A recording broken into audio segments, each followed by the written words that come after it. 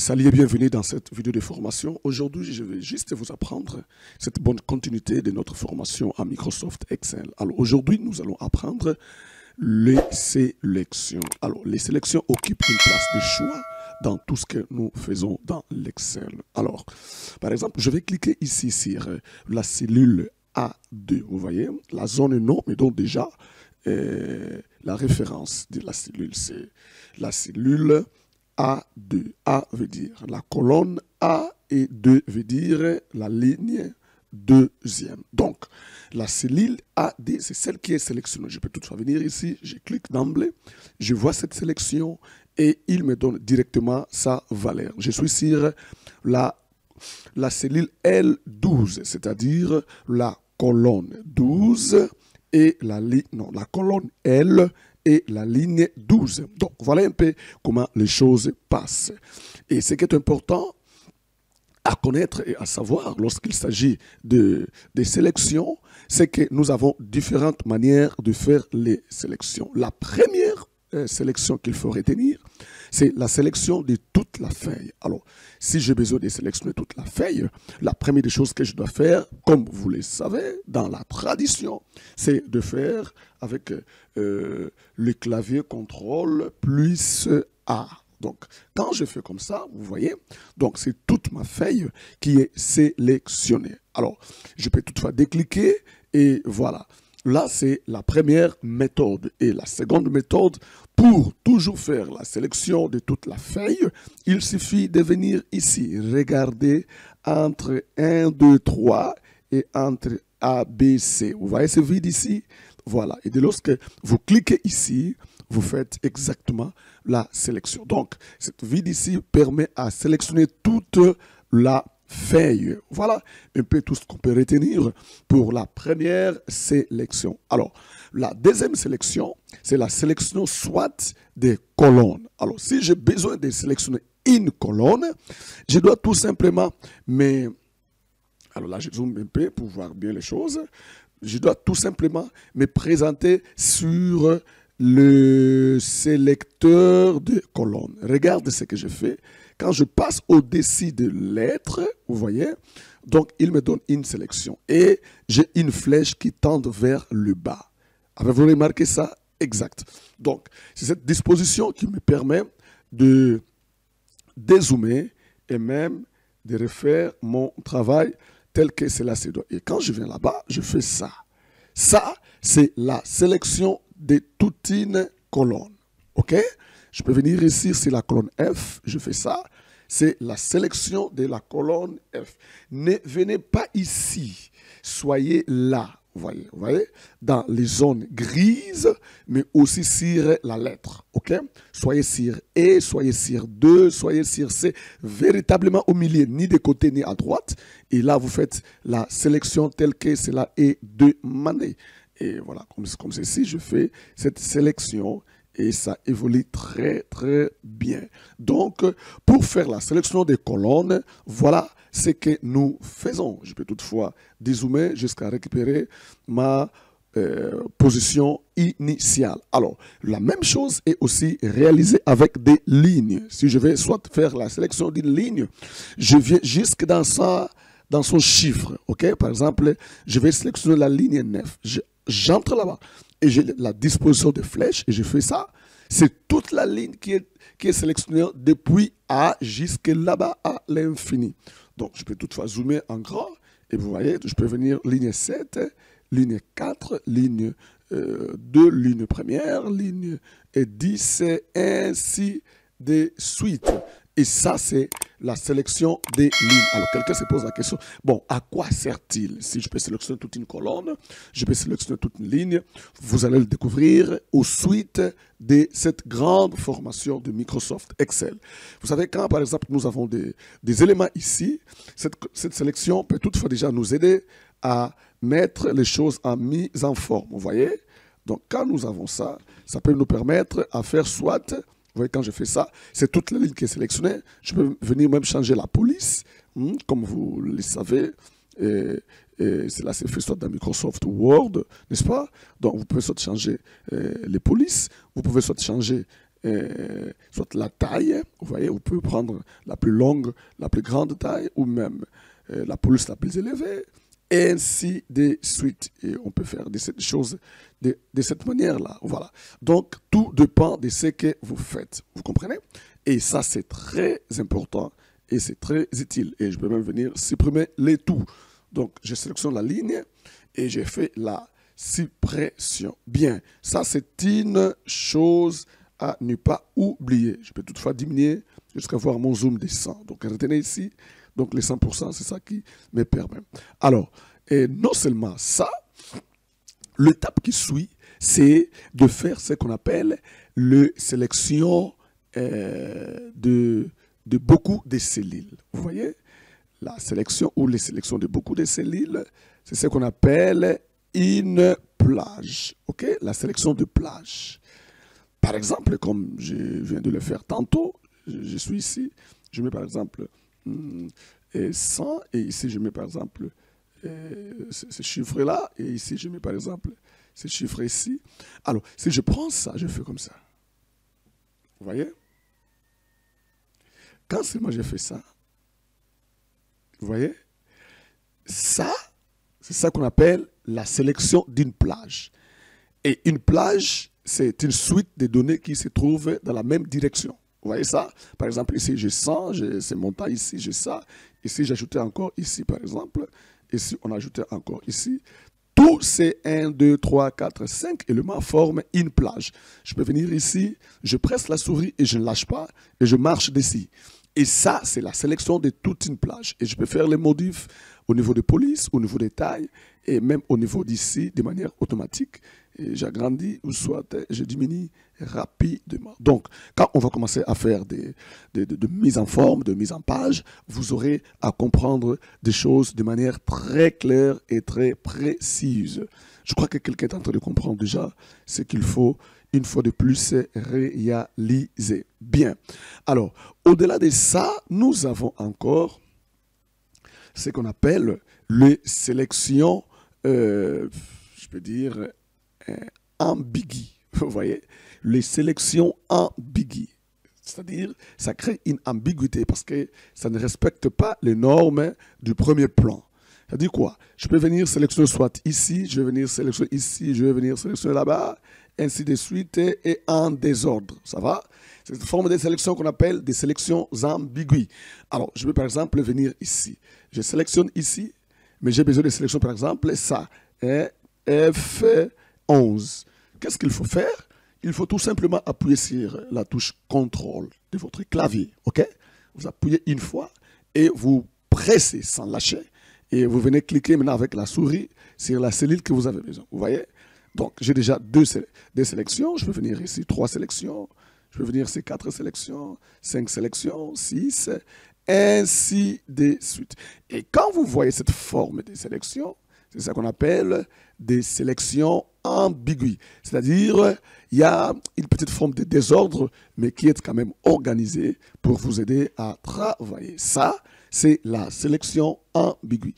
Donc, c'est-à-dire, je peux faire la sélection ambiguë même au niveau des lignes. Je prends cette ligne ici, j'appuie sur les touches CTRL, je vais prendre la ligne 11, je prends la ligne 6, je prends la ligne 3, ainsi de suite. Cette forme de sélection, c'est ce qu'on appelle la sélection ambiguë. OK?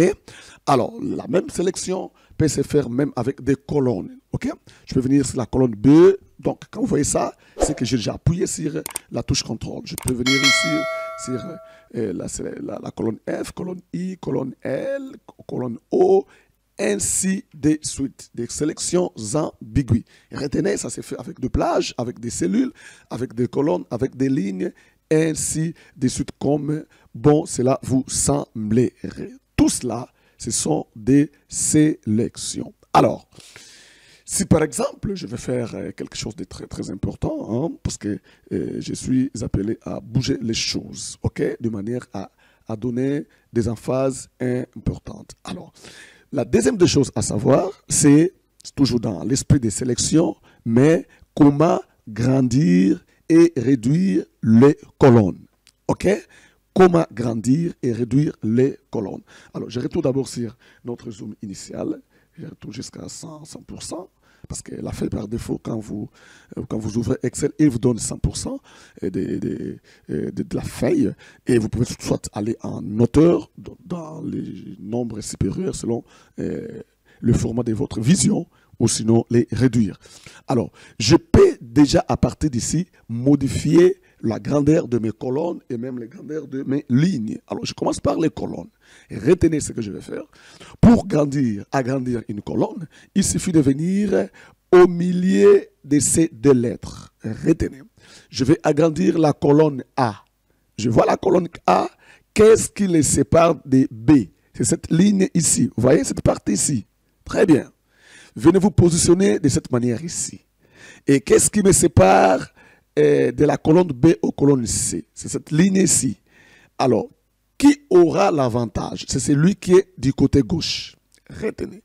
Qui aura l'avantage de la modification? C'est celui qui est du côté gauche. C'est-à-dire, si je vais agrandir la colonne A, je dois aller vers sa droite et voir son séparateur avec la colonne B. Je viens au milieu, je presse sans lâcher et j'aurai la largeur qui sera affichée là-bas. Et par exemple, ici, par défaut, la largeur, c'est de 10,71 pixels. OK? Alors, je presse et j'en déplace. Retenez. Et quand je déplace, vous allez voir la différence, c'est que la colonne A devient plus large par rapport à la colonne B. Et je peux soit faire la même chose. Si j'ai besoin soit d'agrandir la colonne B, je ne vais pas venir ici. Celui-ci a l'avantage de A, mais celui-ci a l'avantage de B. Celui-ci a l'avantage de C. Celui-ci a l'avantage de D. Donc, je peux toutefois zoomer davantage pour vous aider. Et si j'ai besoin d'agrandir la colonne B, je viendrai ici. Si j'ai besoin d'agrandir la colonne E, je viendrai ici. Si j'ai besoin d'agrandir la colonne G, je viendrai ici. OK? Parce que si je suis ici, celui-ci a l'avantage de F. Celui-ci a l'avantage de E. Celui-ci est à l'avantage de D. Je fais ça. C'est la colonne D qui s'ouvre. Est-ce que quelqu'un me comprend? Celui-ci, quand je fais ça, c'est G qui s'ouvre. Ça va les gars? Je peux venir ici. Et quand je viens ici, c'est la colonne ici, soit qui grandit ou qui se réduit. Je peux toutefois diminuer ça et le rendre plus petit. Ah, je crois que quelqu'un est en train de comprendre. Et je peux venir ici et je peux toutefois diminuer encore. Voilà, c'est tout ça ce qu'on appelle les leçons fondamentales. C'est tellement basique, mais c'est fort et profond. Je peux venir ici, je diminue encore. Et tout comme je peux venir ici, je diminue celui-ci. Je peux venir ici, je diminue celui-ci. Je peux venir ici, je diminue celui-ci. Et de la même manière, je peux venir même sur les lignes. Le même principe, ça se joue de la même manière. Et quand je suis ici, l'avantage, c'est de celui qui est au-dessus. Quand je suis ici, je fais ça. Je dois retenir cette formulation-là. Vous voyez?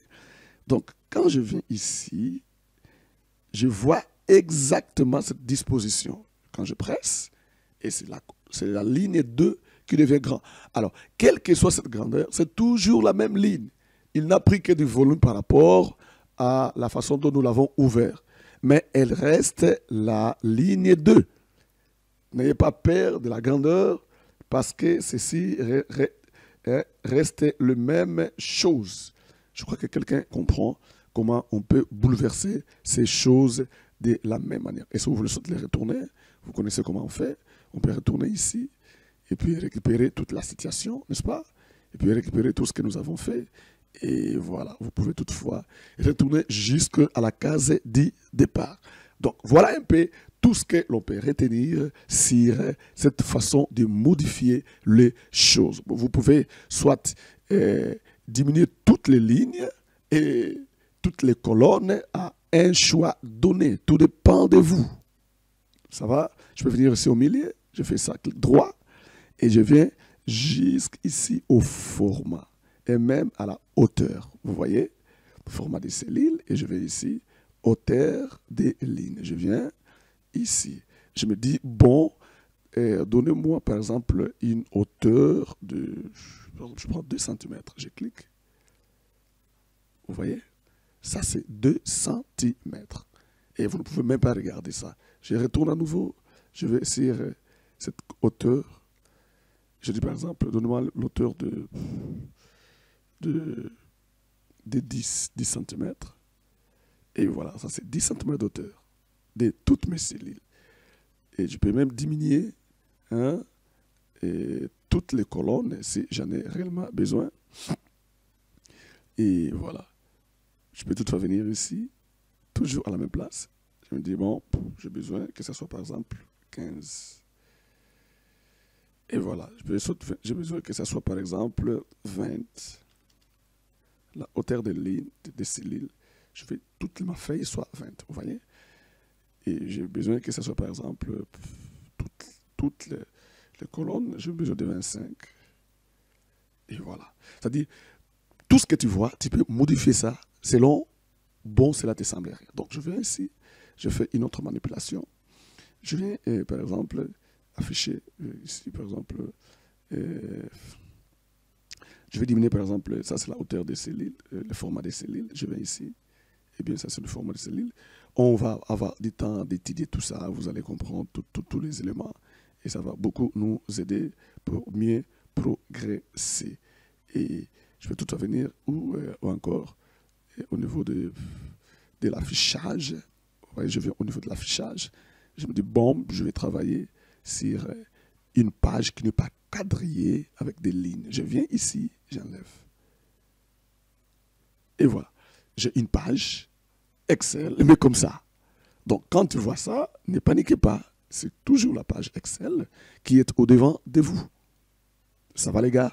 Donc, pour retourner des lignes, il suffit de venir au niveau des rubans affichage et puis ici, quadrillage. Et tout est retourné. Je peux venir ici et je me dis, bon, je veux que mes lignes soient par exemple à 20. Je peux diminuer un petit peu. Je me dis, bon, 20 c'est encore trop. Je vais par exemple à combien l'auteur soit à 17. Et voilà. Je me dis, bon, tant soit peu, ça me va. Ainsi de suite. Donc, voilà un peu comment on fait toutes ces formes de petites manipulations, mais que plusieurs ignorent, plusieurs ne connaissent pas. Donc, vous avez plus de chances et plus de faveurs. Pourquoi? Parce qu'ici, on vous montre des choses en clair, sans tabou, sans vous cacher.